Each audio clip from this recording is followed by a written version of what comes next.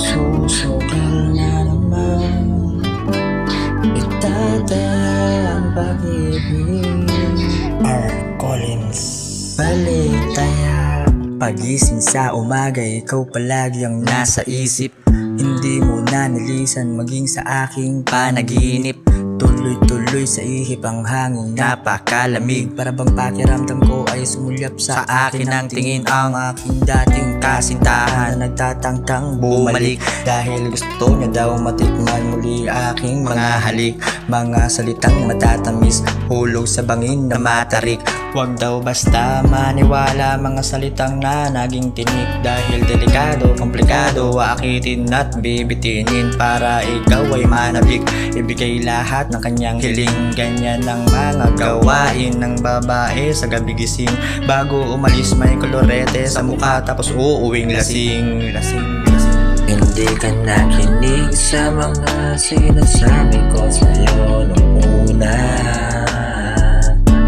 Ako ay palaging binabalewala, sumusugal naman diba?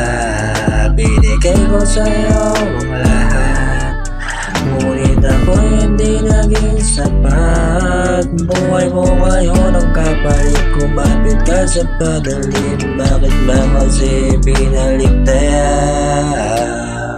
Sadyang napakagulo, pagsugal ko ay halata ng talo.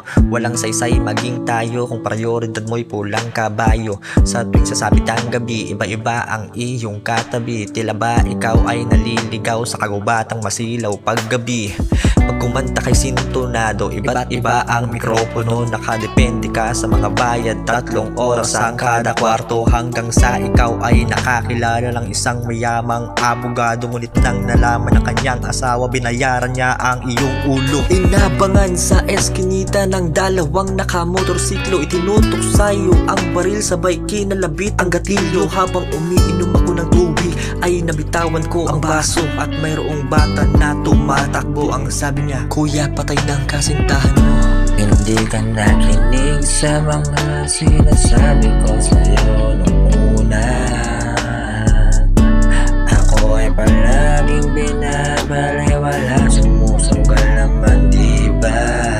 Binigay ko sa'yo ang lahat, ngunit ako hindi naging sapat. Buhay mo ngayon ang kapalit, kumapit ka sa padalim. Bakit ba kasi pinaligtaya?